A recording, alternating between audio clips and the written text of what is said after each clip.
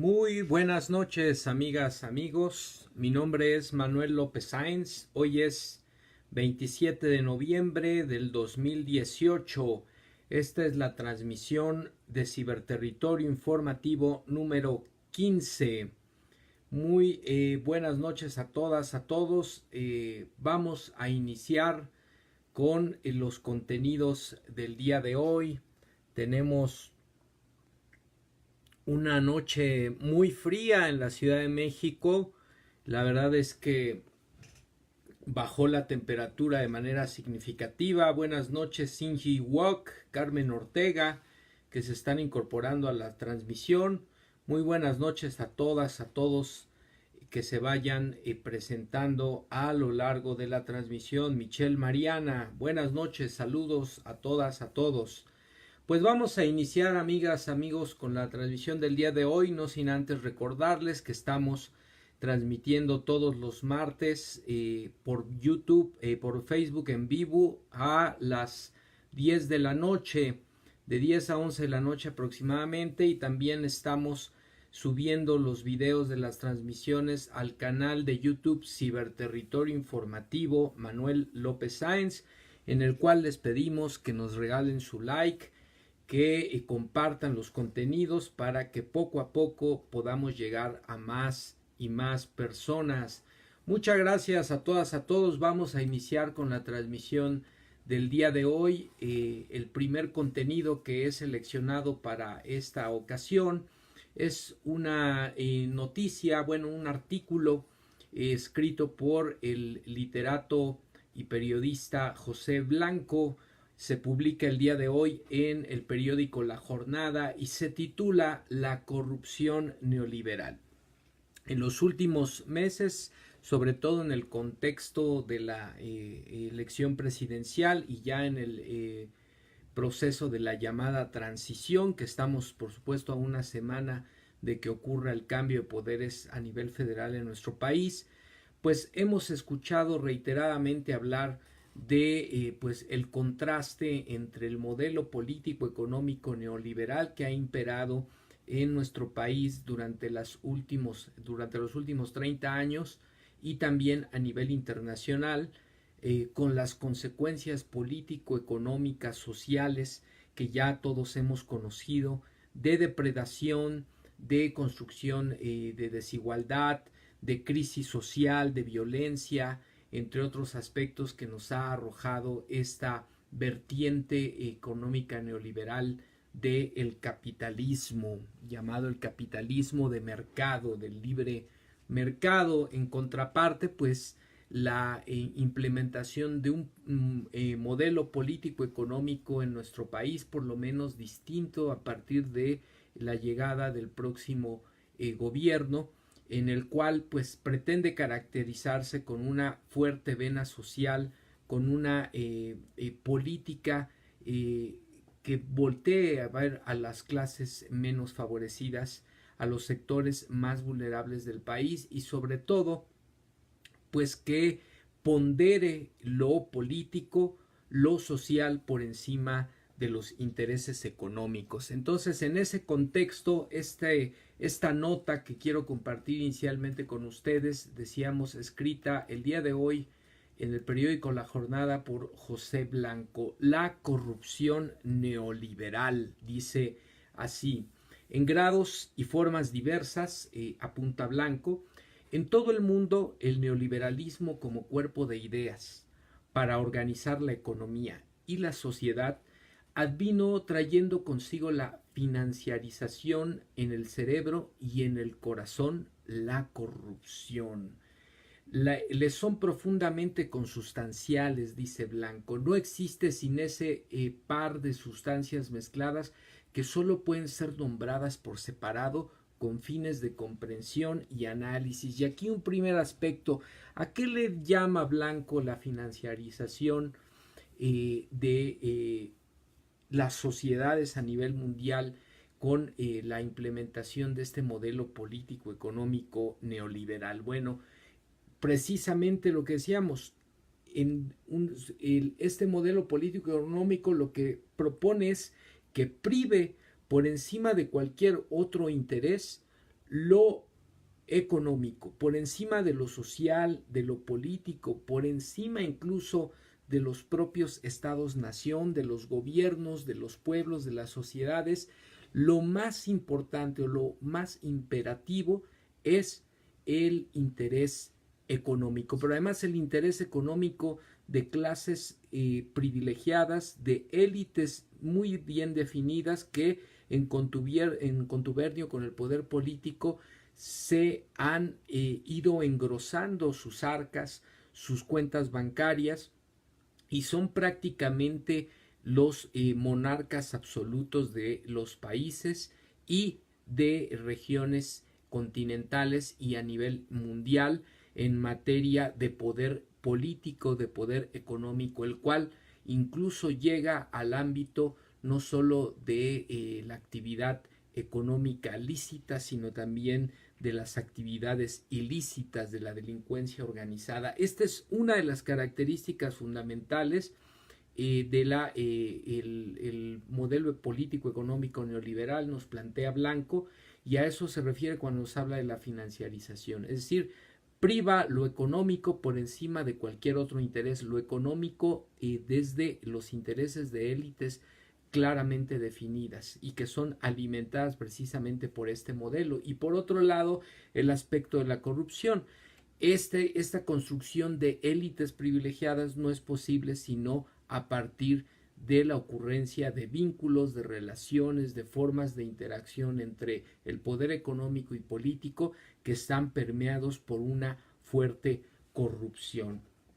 ¿Qué fue, se pregunta Blanco, la crisis de las hipotecas subprime con la que inició en 2007, una de las peores crisis del capitalismo, sino un macrofenómeno financiero corrupto del que la economía mundial aún no logra recuperarse, aún no logramos recuperarnos? Por tanto, apunta, qué importante resulta que el presidente electo, en este caso Andrés Manuel López Obrador, comprenda que financiarización y corrupción son el modo de ser del neoliberalismo. Emprender acciones separadas para cada uno puede disminuir su fuerza. Intentar poner en acto un programa distinto del neoliberal, como se propone el próximo gobierno, y tener como cuerpo de asesor actores que portan en su cerebro y en su corazón la sustancia liberal, no parece ser una actitud coherente. Y aquí un primer apunte y un aspecto de diálogo precisamente con el planteamiento que nos hace el escritor y periodista Blanco, José Blanco. Pues lo primero que tendríamos que decir es que efectivamente es necesario hacer una clara separación del actuar, de la actuación y la agenda propia de un Estado de carácter progresista, de izquierda, de vena social, respecto de la agenda de estas élites político-económicas encumbradas en el marco de la implementación de las políticas neoliberales en nuestro país. Sin embargo, también un gobierno es gobierno para todos y tiene que gobernar con todos. México necesita a todos y cada uno de los sectores de la sociedad. Es importante la cohesión, es importante la capacidad de escucha y al final un Estado, un gobernante fuerte, moralmente y políticamente con toda la integridad y la posibilidad de ejercer el poder con una intención y con una agenda bien definida. El pagar la deuda histórica que nuestro país tiene con los sectores más necesitados, con los sectores más vulnerables de nuestra población. En ese sentido, es necesario escuchar a todos los actores, pero también es necesario que con capacidad de resolución y con autoridad política, autoridad moral, se tomen las decisiones que se requieren desde el Estado, desde el gobierno, para satisfacer y cumplir con la agenda fundamentalmente social que este nuevo gobierno, impulsado por poco más de 30 millones de mexicanos en las urnas el pasado 1 de julio, tendrá que hacer, tendrá que cumplir, y en ese sentido pues tendrá que converger y también en su momento tomar distancia de aquellos intereses fácticos que estén en contra precisamente de esta agenda político-social del próximo gobierno. Entonces ahí el contraste, es necesario tomar distancia, pero también es necesaria la negociación, la capacidad de escucha, teniendo muy en clara cuál es la agenda, cuál es la prioridad del próximo gobierno. Cita a Aldo Ferrer Blanco, José Blanco, identifica dos grandes cepas de corrupción, la circunstancial y la sistémica. La primera es circunstancial porque incurren en ella los habitantes de la administración pública, el propio gobierno. El inicuo y turbio manejo del erario es circunstancial, pero continuo, sistemático. Unos sujetos salen y otros entran a superar a los anteriores en exacciones millonarias insaciables.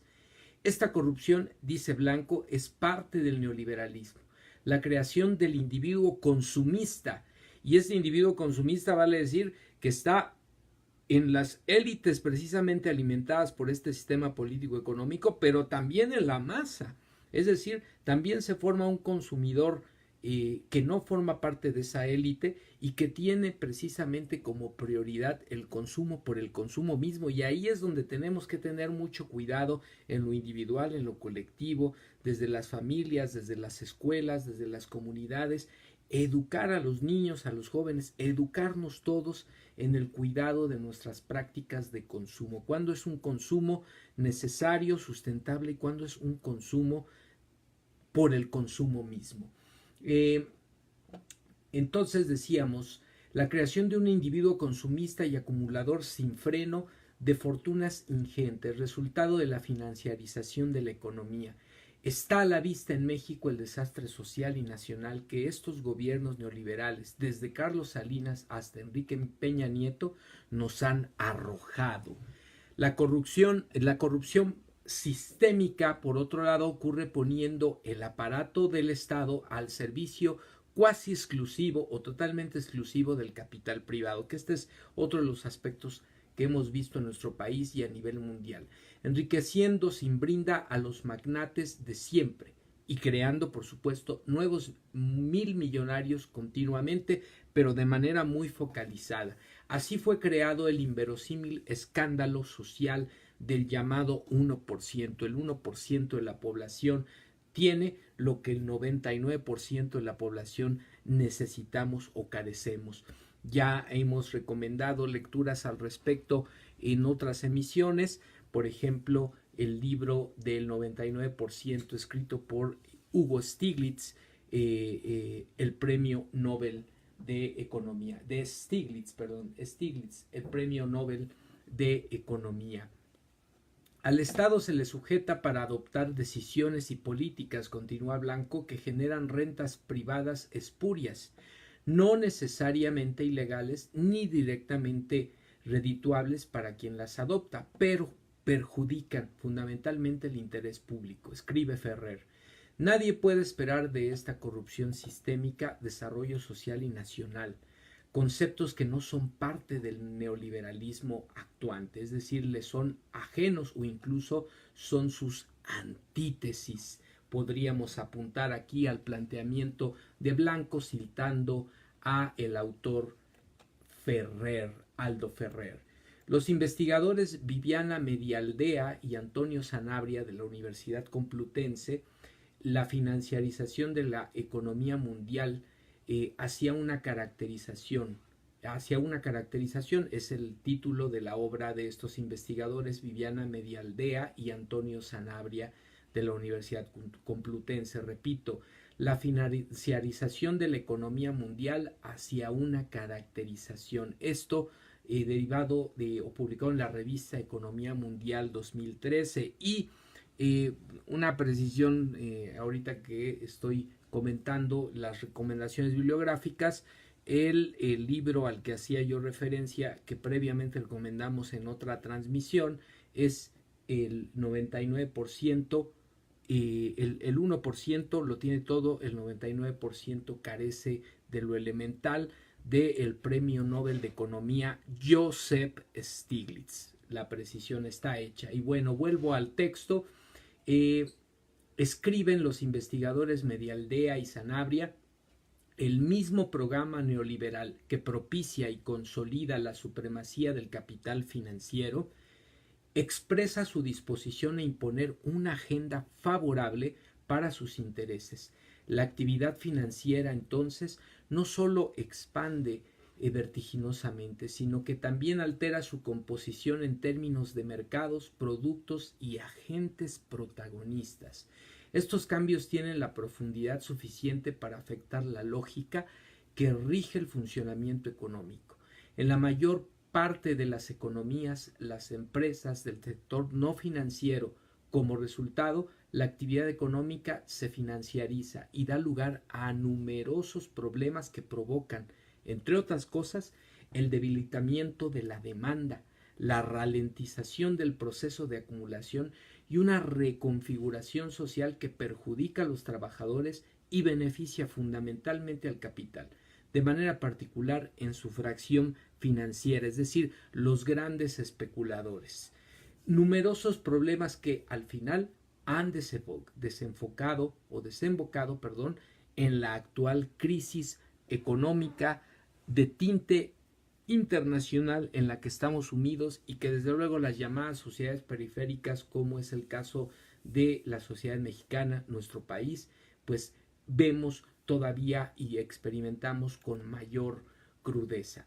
De esta manera, apunta Blanco y cierra la cita, el Consejo Asesor de Empresarios Encumbrados, que será engrosado con más empresarios, según ha informado en días recientes el presidente electo, le dirán algo distinto al perverso camino de la financiarización de todo, que todo lo gobierna, se pregunta. ¿No resulta evidente que lo que ese consejo puede aconsejar está por necesidad en la lógica de actuación de las empresas inmersa en la economía financiada? ¿No es acaso ajena esa lógica a una economía al servicio del país y de los excluidos? Ya se han expresado los empresarios, dice Blanco. Vamos a tener que hacer política desde la óptica empresarial. También tendremos que decir que no, respetuosamente, objetivamente, pero de manera clara y contundente cuando exista alguna política pública o proyecto que vaya en contra del desarrollo de las empresas en México. Y aquí, por supuesto, pero en la misma lógica en la que hemos señalado previamente en este mismo artículo, la diferencia entre los llamados gobiernos y presidentes neoliberales y lo que habrá de ocurrir con el próximo gobierno, el próximo jefe de Estado, es la autonomía de los poderes político-financieros que el próximo gobierno puede tener. El respaldo social que ningún otro gobierno en la historia de nuestro país ha tenido como lo tendrá el próximo gobierno. Y sobre todo, la autoridad política y moral para tomar decisiones incluso cuando éstas pongan al Estado mexicano en claro conflicto con las élites financieras nacionales e internacionales.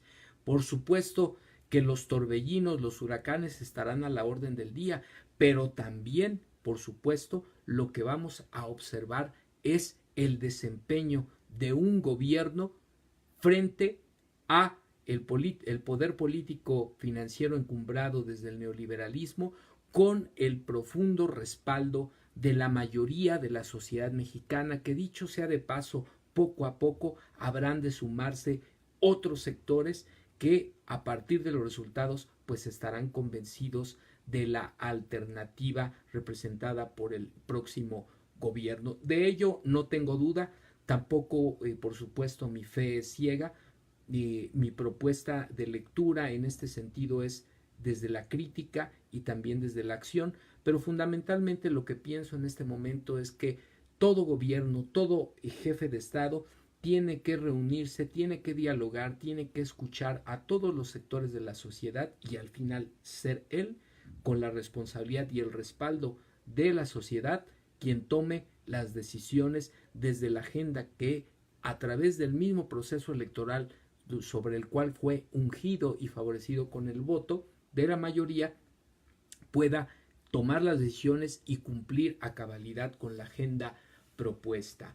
Dice Blanco y culmina el artículo: me hago cargo de que mis preguntas atribuyen una perversidad deliberada a los propietarios de esas empresas, que sin duda existe. Y ahí, bueno, la verdad es que, como diría el dicho, la mula no era arisca, la hicieron. Lo que hemos visto es que por lo menos estas élites empresariales encumbradas en el amparo del poder político, pues han mostrado siempre su carácter rapaz, su carácter depredador, su carácter de indiferencia, de insensibilidad y de franca explotación hacia la clase trabajadora, hacia los sectores más vulnerables de la sociedad, sea a través de un empleo mal pagado, sea a través de la oferta de productos chatarra, que al final lo que están generando es un consumo por el consumo mismo y el propio proceso de endeudamiento de las clases trabajadoras. Baste observar, por ejemplo, dice Blanco, la relación de Electra y de Banco Azteca con sus quizá cientos de miles de clientes de bajos recursos. Esto en alusión a uno de los miembros de este consejo de asesores empresariales que estaría relacionado, dialogando con el próximo gobierno, el caso de Salinas Pliego.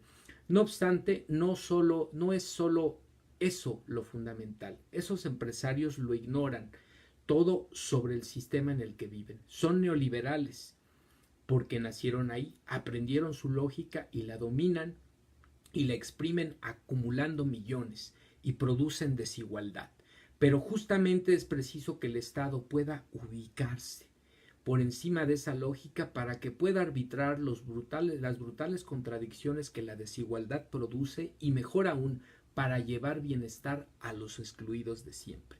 Ahí está la lectura, ahí está la reflexión que nos propone en este caso Blanco y que a mí me pareció un contenido importante en el sentido pues de un diálogo crítico sobre este proceso de acercamiento de el próximo gobierno en el periodo de transición que está por concluir, decíamos, a ciertos sectores empresariales, que también cabe decir que no todos, por lo menos los que se están acercando de primera mano en este espacio de diálogo, son los más críticos, los críticos más ácidos de lo que en su momento fue la propuesta, el programa planteado por el candidato presidencial Andrés Manuel López Obrador, quien hoy es presidente electo, y que tuvieron cierta actitud por lo menos de mesura, de silencio prudente en relación a lo que otros sectores empresariales, sobre todo los agremiados en el Consejo Coordinador Empresarial, los cercanos al presidente de la República, todavía en funciones Enrique Peña Nieto, sí manifestaron una actitud beligerante, financiaron campañas de denostación en los medios, como lo hicieron también en el 2012, como lo hicieron, por supuesto, en el 2006, contribuyendo de manera muy fuerte a la polarización de la sociedad mexicana y a la ocurrencia del fraude electoral que a la postre impuso en su momento a Felipe Calderón, posteriormente a Enrique Peña Nieto en la presidencia de la República, con el saldo y las consecuencias pues que ya todos hemos conocido. Bueno, pues ahí está la nota, amigas y amigos. ¿Ustedes qué opinan al respecto? Muchos de quienes nos ven, muchas de quienes nos ven son muy jóvenes, en realidad podríamos decirlo de manera coloquial, en el ánimo de ninguna actitud despectiva, por supuesto, que son hijas del neoliberalismo, ¿no? No conocen por su propio proceso histórico otro régimen, otro modelo político económico que no sea el neoliberal. Hasta cierto punto pudiesen ya haber normalizado estas circunstancias de desigualdad, de pobreza, de injusticia, de corrupción, de descomposición social, de descomposición institucional, las pudiesen haber aceptado como parte de pues lo cotidiano, de lo parte de lo normal, por decirlo de alguna manera, pero la realidad es que también es importante visibilizar la posibilidad de construir otro tipo de convivencia, otro tipo de organización y participación social, otro tipo de modelo de desarrollo, otro tipo de gobierno, y eso es a lo que muchos aspiramos a partir de este proceso de transición y en lo que será ya el ejercicio del poder a nivel federal en el próximo gobierno. Desde luego, insisto, con una clara y activa participación consciente, informada, propositiva y sobre todo crítica de toda la sociedad mexicana. Así pues, ¿qué opinan ustedes? Dicho con todo respeto, hijas, hijos del neoliberalismo, ¿qué opinan ustedes? ¿Qué saben del modelo político económico neoliberal? ¿Cómo lo viven? ¿Cómo lo enfrentan? ¿Cómo lo entienden ustedes? Dice Luis Ricardo por allá, adelante compañero, pues sí, adelante. Luis Ricardo, ¿quién es Luis Ricardo? Bueno, pues muchos saludos a Luis Ricardo, muy buenas noches que se incorpora a la transmisión. Vamos a la siguiente nota, al siguiente contenido, amigas y amigos, y en este caso, pues destaco una nota que se publica el día de hoy en el portal de Noticias Digital. Sin embargo, la redacción de este portal publica esta nota el día de hoy titulada Pemex afirma que halló un nuevo yacimiento gigante de petróleo, el más importante en 25 años, y sobre todo un aspecto fundamental, amigas, amigos, que es que este yacimiento se encuentra en un área terrestre. Es uno de los descubrimientos terrestres más grandes de los últimos 25 años en materia de recursos petroleros. Y aquí la pregunta inmediata es, pues no nos dijeron que era necesario la reforma energética porque ya habíamos agotado el petróleo y porque teníamos que ir a buscar a aguas profundas los yacimientos petroleros y no contábamos con la tecnología y Pemex estaba ya en sus últimos momentos en quiebra, sin recursos financieros, sin recursos humanos, sin infraestructura. Pues resulta que esta supuesta muerta empresa paraestatal Pemex encuentra este yacimiento y lo hace precisamente a partir de sus propios recursos humanos, de sus propios recursos técnicos. Vamos a ver qué es lo que nos dice la nota. El descubrimiento terrestre es el más importante en los últimos 25 años y podría alcanzar la producción de 1,000 millones de barriles de petróleo. El director de Pemex dijo que del yacimiento se podrán extraer hidrocarburos por valor de 40,000 millones de dólares a precios de hoy. Ya el pasado 9 de octubre, amigas, amigos, la petrolera también anunció el hallazgo de 7 yacimientos en 2 campos del Golfo de México con potencial para incorporar 180 millones de barriles de crudo a las reservas del país. Petróleos Mexicanos anunció el hallazgo de un nuevo yacimiento, entonces decíamos, de crudo ubicado concretamente en Ixachi, en el estado de Veracruz. Se trata de uno de los descubrimientos terrestres, decíamos, más importantes de los últimos 25 años. El campo se ubica en el municipio de Tierra Blanca, a 72 kilómetros del puerto de Veracruz. A nivel mundial, cabe decir, este descubrimiento ocupa el 4º lugar, según informó Carlos Treviño Morales, director de Pemex.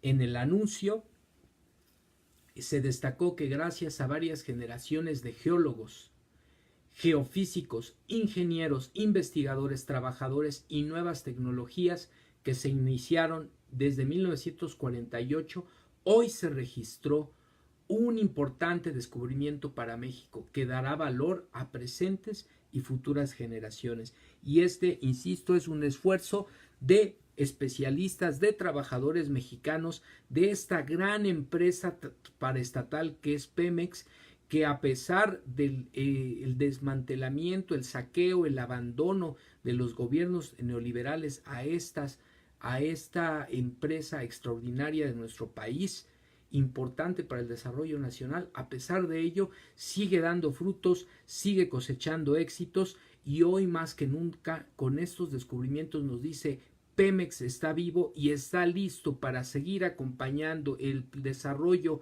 de nuestro país como lo hizo en el siglo pasado, ahora en el siglo XXI, de la mano del pueblo de México, de los trabajadores petroleros, de los técnicos, de los ingenieros mexicanos y de el próximo gobierno de la República. Ahí está la grandeza de nuestra empresa, ahí está la grandeza de nuestros trabajadores, de nuestros especialistas y sobre todo de nuestros recursos naturales.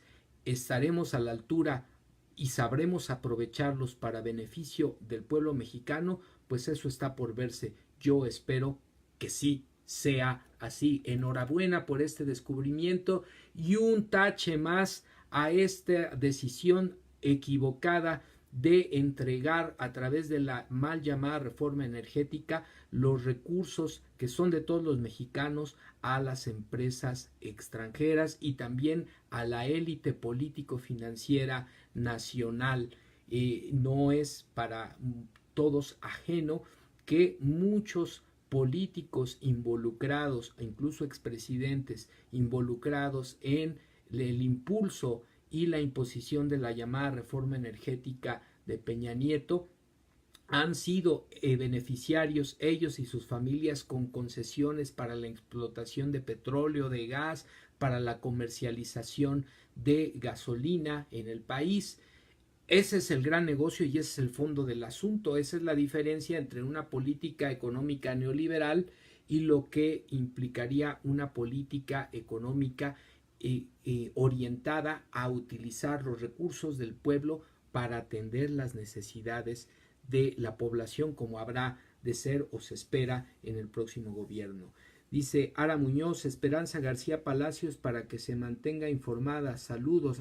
Está etiquetando a una compañera de ella. Pues muy bien, muchas gracias. Entre más poco a poco seamos, mucho mejor. Bien. Decíamos, tenemos un yacimiento con reservas totales superiores a los 1,000 millones de barriles de petróleo crudo, equivalente en reservas llamadas 3P, es decir, las reservas probadas, probables y posibles, añadió Javier Hinojosa. De acuerdo con la petrolera, la producción en este yacimiento ayudará a satisfacer la demanda de gas e hidrocarburos líquidos que requiere el país para su desarrollo en el corto y mediano plazo. En ese sentido, pues damos la bienvenida a este descubrimiento y sobre todo en el marco de una nueva administración, de un nuevo régimen, de un nuevo gobierno que estamos esperanzados muchos en que sea el gobierno que finalmente responda en compañía de la sociedad mexicana a las necesidades de toda la población.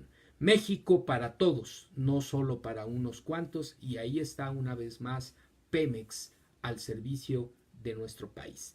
Pues bueno, cerramos esta nota, amigas y amigos, y ahora vamos a un tercer contenido que me pareció importante, sobre todo en el marco de lo ocurrido el fin de semana pasado. Como ustedes saben, se llevó a cabo la segunda consulta ciudadana impulsada por el presidente electo, su equipo de transición, sobre asuntos fundamentales, proyectos fundamentales que se consideran prioridad para la próxima administración, como la cuestión del Tren Maya, del el corredor comercial del Istmo, de la pensión a adultos mayores, de la pensión de las becas a estudiantes y a trabajadores nobles, de la cuestión de la siembra de árboles maderables, de la conexión a internet, etcétera, los aspectos que estuvieron sometidos a consulta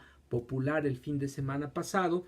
Y un aspecto que yo comentaba en la emisión anterior es que decíamos, en el caso particular de el Tren Maya y el corredor comercial, yo por supuesto me manifesté y así lo posteé por supuesto en mis redes sociales, a favor de los proyectos siempre y cuando se consulte, exista un diálogo público con especialistas sobre el impacto ambiental, la viabilidad de estos proyectos, pero fundamentalmente la consulta a los pueblos originarios, porque ellos son los propietarios de esos territorios y ellos tendrían que ser los primeros beneficiarios de esos proyectos. Entonces, en ese sentido, mi postura, me manifesté al respecto, lo hice también al momento de participar en la consulta, y hoy precisamente en el portal de noticias Animal Político se publica la siguiente nota por Claudia Ramos. Esto fue el día de ayer, 26 de noviembre. La nota se titula "Los pueblos indígenas llevan manos sobre el futuro del Tren Maya, promete equipo de AMLO". La consulta de este fin de semana se tomará en cuenta como el ejercicio de un derecho ciudadano complementario, pero las consultas que definirán si el proyecto se realiza y en qué condiciones serán se harán, pues serán los pueblos originarios quienes lo decidan, indicó el futuro titular del recientemente creado Instituto Nacional de los Pueblos Indígenas, Adelfo Regino. El recién creado instituto, entonces, será el responsable de organizar las consultas con las cuales los pueblos originarios de Yucatán, Quintana Roo, Campeche, Chiapas y Tabasco decidirán si dan o no su consentimiento al proyecto del Tren Maya. En ese sentido, la consulta del fin de semana preguntó sobre este y nuevos proyectos prioritarios del gobierno próximo. Será tomada en cuenta en el marco del ejercicio de un derecho ciudadano complementario, pero las consultas que definirán al fin el Tren Maya si se hace o no, en qué condiciones, serán las que hagan los pueblos originarios, indicó Adelfo Regino, futuro titular del Instituto Nacional de Pueblos Indígenas que ya comentábamos. Hay un aspecto aquí fundamental, amigas y amigos. Algo que hay que distinguir y que se confunde mucho es entre una consulta ciudadana y una indígena. Una consulta ciudadana tiene como sujeto a un individuo en lo particular, el ciudadano.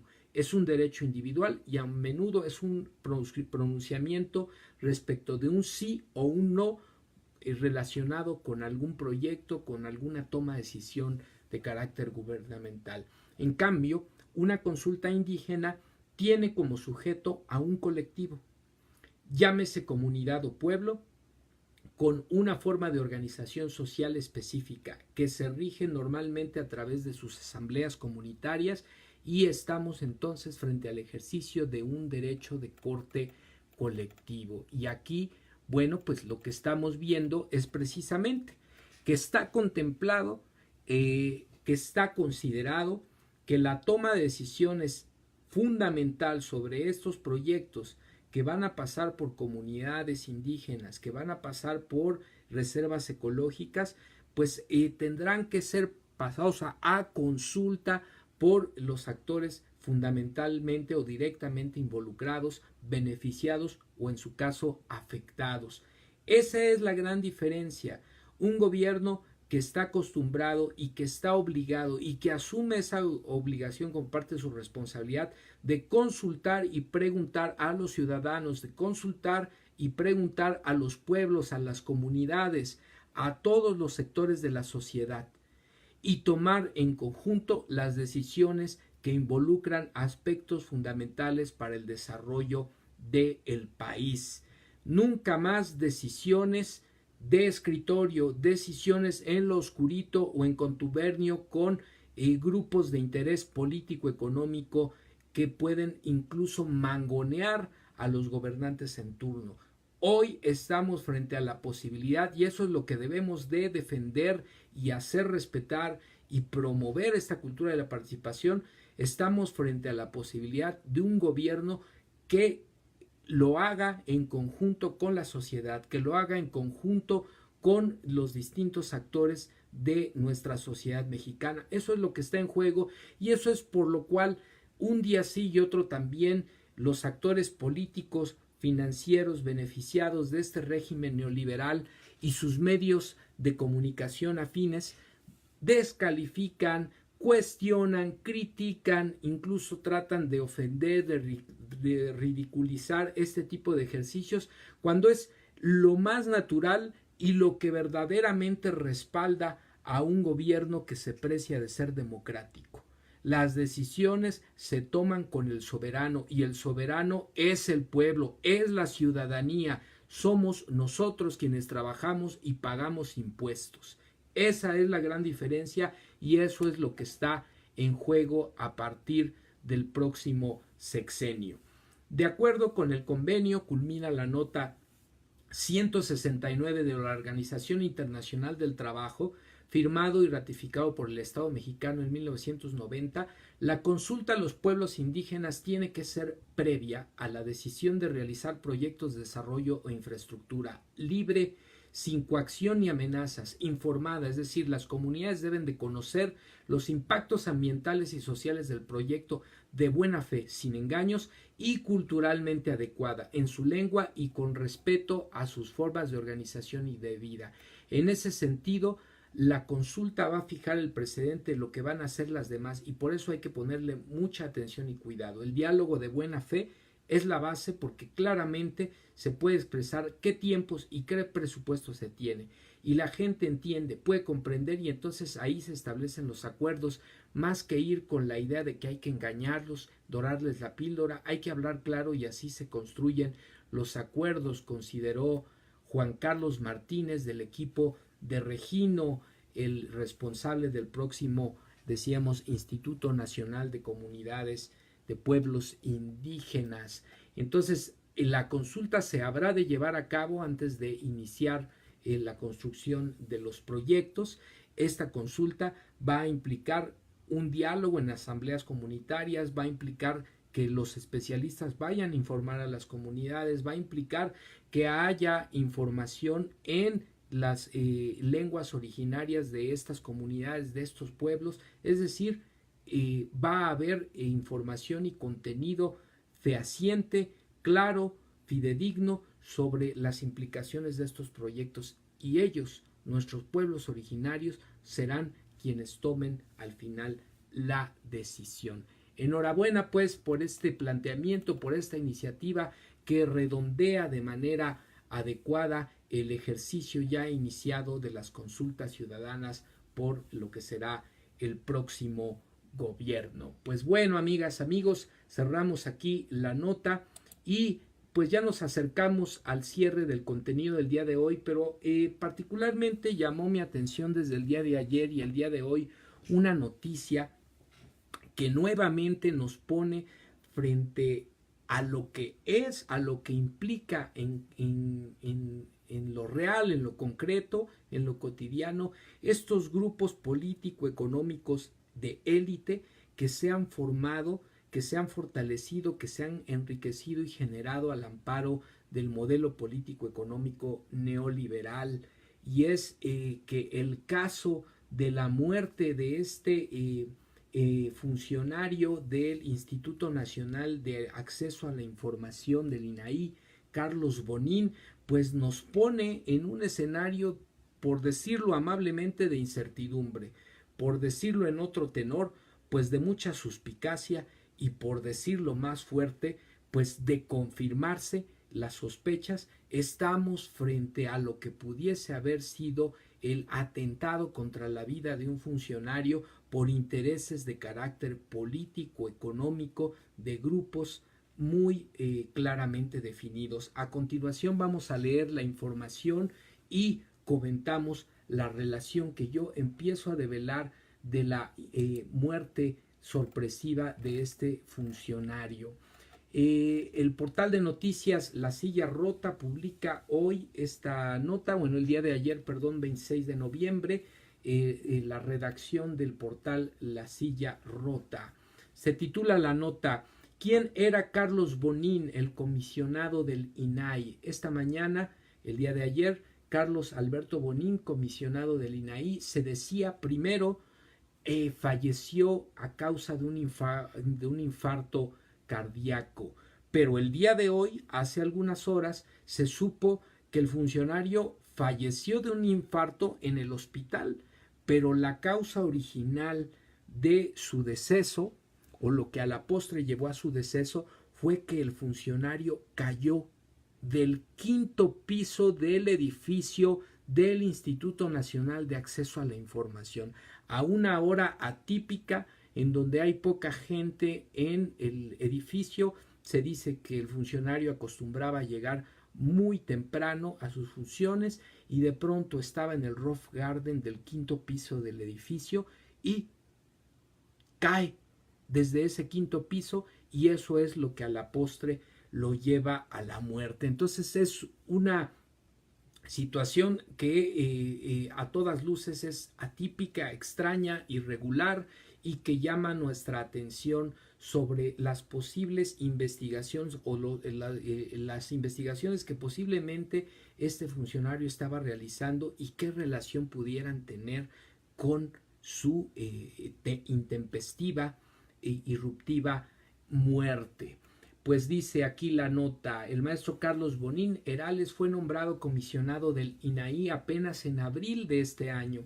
Este lunes falleció el comisionado, y dice así: el deceso de Bonín Herales ocurrió ya en el hospital a donde fue trasladado.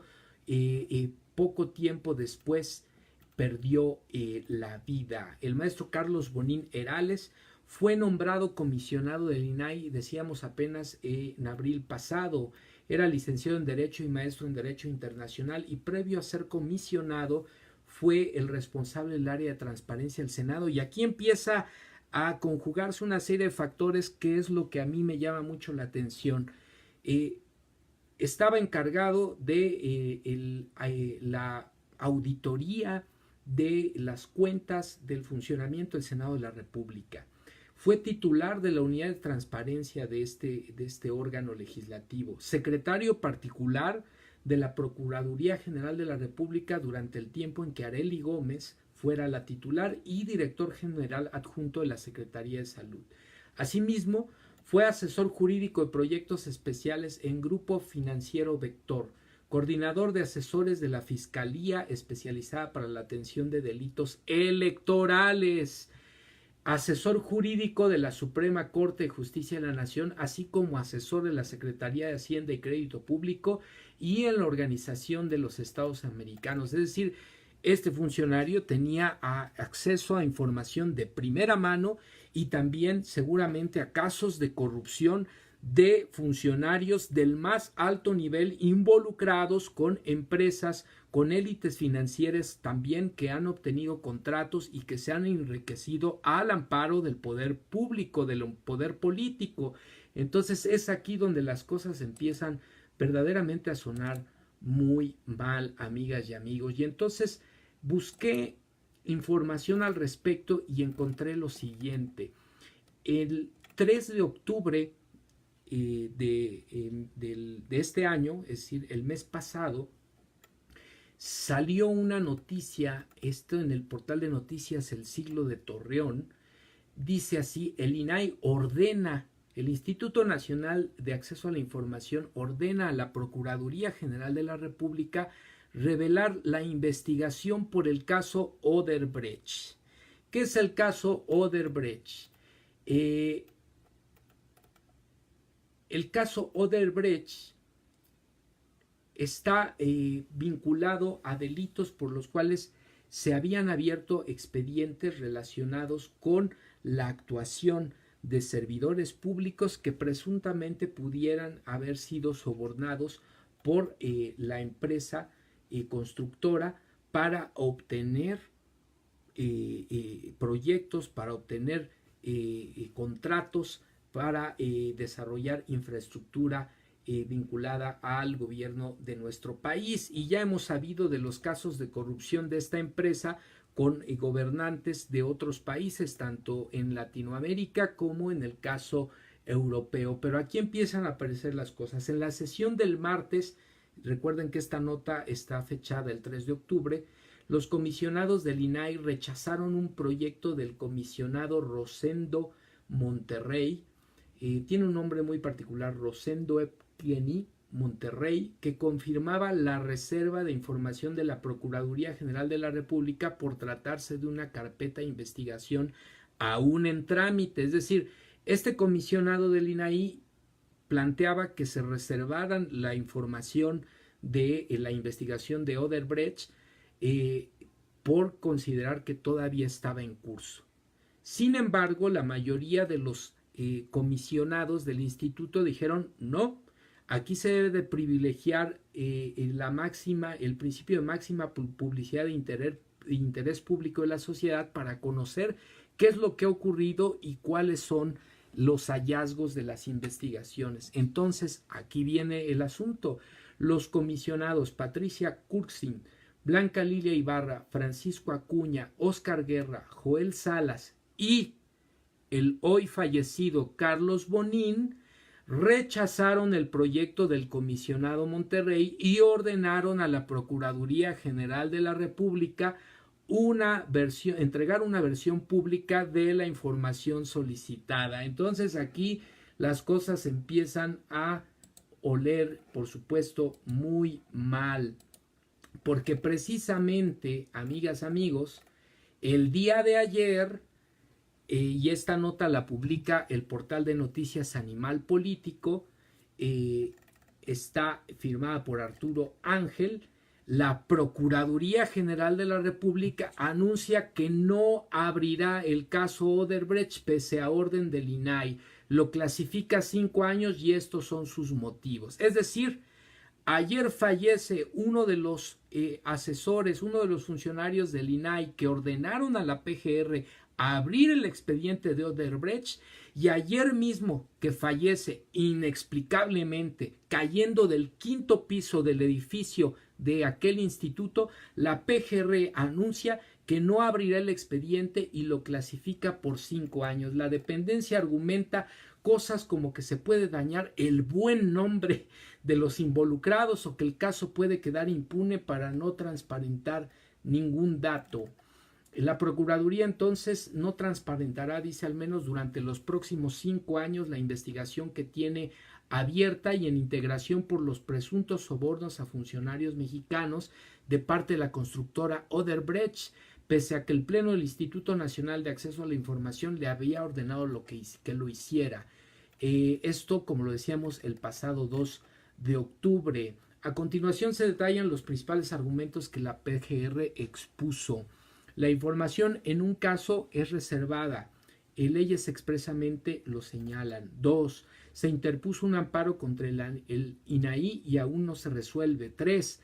Hay simple curiosidad, no interés público. 4. Se afecta el buen nombre de los involucrados y la corrupción para PGR. Y la corrupción, se pregunta, para PGR todavía no se vislumbra. Se cometería un delito, dice la PGR, si se abre el expediente. 7. El caso Odebrecht quedaría en la impunidad. Podría afectar las posibilidades de éxito del caso al punto que el mismo podría caerse y en consecuencia quedar impune. Pues aquí está el asunto, amigas y amigos, y aquí algo que no debemos de perder de vista es precisamente que esta investigación alcanza a los más altos funcionarios del gobierno actual por probables casos de corrupción, de sobornos, incluyendo al presidente de la República, Enrique Peña Nieto. No olvidemos que también se destituyó hace algunos meses al fiscal de delitos electorales, Santiago Nieto, quien precisamente estaba investigando el uso de recursos de esta empresa Odebrecht en campañas electorales, incluyendo en la pasada campaña presidencial a favor del candidato oficial José Antonio Meade.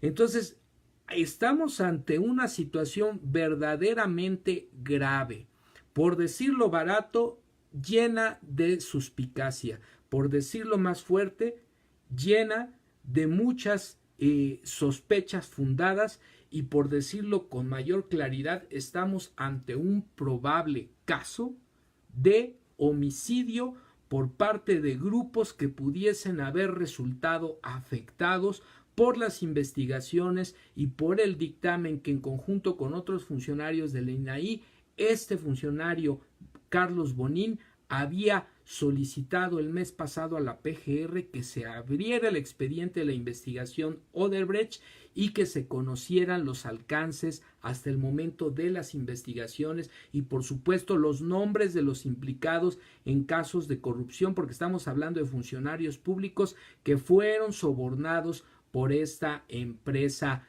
constructora. De este tamaño es el problema de combatir a los corruptos. No se trata, por supuesto, de perdonar a quienes han, al amparo del poder público, cometido actos de corrupción, pero cuando se les enfrenta directamente o de manera velada, incluso desde el propio gobierno, desde las instancias del propio gobierno, pues lo que estamos viendo es que, por decirlo barato, puede esto a algunos quizá costarles la vida. Entonces no es tan sencillo, sobre todo frente a un gobierno progresista de izquierda que claramente puede afectar los intereses de esta élite político económica alimentada, creada por el régimen neoliberal en nuestro país y a nivel internacional. No es tan fácil tocar sus intereses, porque si se tocan de manera importante, corre riesgo la vida de las personas que estén realizando alguna investigación, alguna acción o que tengan que tomar la decisión de aplicar la ley para estos probables actos de corrupción. Estamos precisamente frente a élites que se comportan como mafias, y estas mafias son capaces incluso de atentar contra la vida de aquellos que en un momento determinado estén investigando o que puedan llevarlos ante la justicia. Por eso no es tan sencillo y no se trata de bravuconerías ni tampoco de cobardías, pero entrar a combatir a estas redes de corrupción se necesita algo más que voluntad política. Se necesita de instituciones fuertes, de mecanismos eficaces y sobre todo del respaldo de toda la sociedad. Por eso, en ese sentido, si lo que se quiere es que se llame a cuenta a los funcionarios corruptos de todos los niveles del gobierno saliente y de los gobiernos que le antecedieron, pues muy bien, que se haga, pero que se haga con el respaldo de la sociedad, porque a la hora de tomar decisiones se van a pisar callos del más alto calibre. No estoy haciendo ningún señalamiento, pero sí estoy diciendo que resulta muy sospechoso que el día de ayer se haya dicho que este funcionario, Carlos Bonín, murió de un infarto. Hoy se sabe que se cayó del 5º piso del edificio donde trabajaba, del edificio del Instituto Nacional de Acceso a la Información, y hoy se recuerda que hace un mes él junto con otros funcionarios le pidieron a la PGR que abriera el caso Odebrecht, que hiciera pública la carpeta, y ayer mismo cuando fallece, inexplicablemente, atípicamente, la PGR anuncia que los archivos no se van a abrir por lo menos en los próximos años. ¿Ustedes qué opinan, amigas y amigos? ¿Estoy viendo de más o estamos probablemente frente a la ocurrencia de un homicidio por parte de grupos de interés político económico que pudiesen estar involucrados y que pudiesen ser llamados a cuentas como resultado de esta investigación del caso Odebrecht? Y hablamos de funcionarios de mediano nivel hasta la presidencia de la República actualmente en funciones, es decir, el gobierno de Enrique Peña Nieto. ¿Ustedes qué opinan, amigas y amigos? Pues con esto estamos cerrando ya prácticamente la transmisión del día de hoy. Y bueno, por supuesto, como de costumbre y como ya lo hemos venido haciendo en las transmisiones antecedentes, quiero cerrar este contenido el día de hoy con la recomendación de lectura. Esta lectura que recomendamos el día de hoy se titula El despertar de la sociedad civil. Es un libro escrito por el investigador José Fernández Santillán. Es una versión revisada y puesta al día, actualizada. La primera publicación de esta obra se hizo en el año 2003 y en el año 2012 se volvió a publicar precisamente para este ejercicio de actualización, una perspectiva histórica. La editorial que publica el libro es la editorial Océano. Y quiero aquí comentarles y recomendarles este libro, esta obra. De hecho, es uno de los materiales que utilicé como parte de mi proceso de investigación doctoral. Les comparto este pasaje de la obra.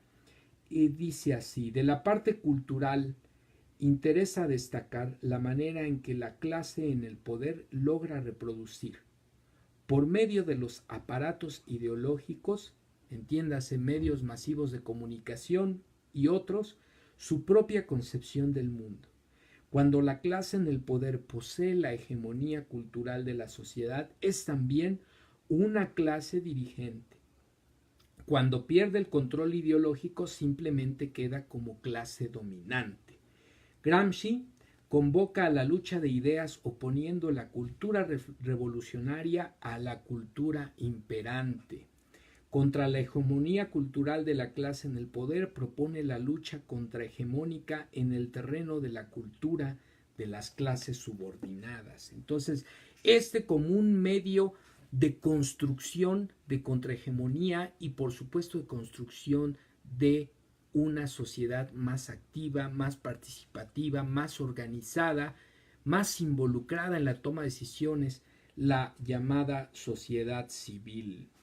Dice así: el término sociedad civil ocupa en nuestros días un lugar central en el ámbito de la teoría política y es un elemento clave en el actual debate democrático. Más aún, este concepto resulta fundamental para comprender las luchas emprendidas en años recientes por amplios sectores de la población que se han organizado con el fin de cuestionar, transformar o limitar las estructuras tradicionales del poder. Sin embargo, como demuestra el autor del libro, las ideas contenidas en dicho término no son nuevas, se remontan al ideario de la Revolución Francesa e incluso pueden rastrearse hasta la antigüedad y el medioevo. Pues bueno, pues aquí está, amigas y amigos, la recomendación de lectura del día de hoy: El despertar de la sociedad civil, versión actualizada y puesta al día, una perspectiva histórica, de José Fernández Santillán, editorial Océano. Pues ya estamos cerrando la transmisión del día de hoy, amigas, amigos. Yo les agradezco por supuesto mucho su presencia. Les recuerdo que estamos en Facebook transmitiendo en vivo, pero también pasamos los videos al canal de YouTube Ciberterritorio Informativo Manuel López Sainz. Ya estamos trabajando en pues la edición del canal, en la edición de los videos para darles pues una mejor presentación. Por ahí me están ayudando algunas. Próximamente les voy a presumir el primer video producido, reeditado, y pues voy a agradecer públicamente a quien me está ayudando en este proceso. Tú sabes quién eres, te lo agradezco mucho y próximamente vamos a mandar un saludo. Bueno, pues ya estamos cerrando la transmisión, el contenido del día de hoy. Quería pedirles que nos regalen su like y que compartan los videos en el canal de YouTube para que poco a poco lleguemos a más personas. Y bueno, la vez pasada les dejé una pregunta: ¿no les interesaría a quienes se dedican a la educación de la infancia crear un contenido de Ciberterritorio Informativo dedicado a los niños? Con contenido educativo, con contenido de pues acceso a la cultura, a la ciencia, al libre esparcimiento dedicado a los niños. Maestros, maestras en servicio, ¿no les interesaría tener un canal en vivo, un canal de video dirigido a sus alumnos, a sus padres de familia, con quienes puedan colaborar y tener mayor impacto en su labor educativa? Por ahí está la idea de lo que podría ser Ciberterritorio Informativo Educativo, Ciberterritorio Educativo. ¿Quién se anima? ¿Quiénes dicen yo? ¿O qué otro tipo de contenido les gustaría proponer para plantearlo algún día de la semana? Ciberterritorio, ¿de qué tipo? Acuérdense que este espacio es un espacio por la promoción de una cibercultura para el consumo y producción inteligente de contenido en la red, en la lógica tic-tac-tep. Las tecnologías, cuando las usamos para informarnos, para comunicarnos, como lo estamos haciendo en este caso, las tecnologías TAC, es decir, cuando las utilizamos para el aprendizaje y el conocimiento, o las tecnologías TEP, cuando las utilizamos para el empoderamiento, la participación, la organización social. En esa lógica podemos plantear diferentes contenidos. ¿Quién se anima? ¿Quién dice yo? Espero sus propuestas y espero sus respuestas. Como de costumbre, vamos a despedir la transmisión mandando saludos a quienes nos acompañaron el día de hoy.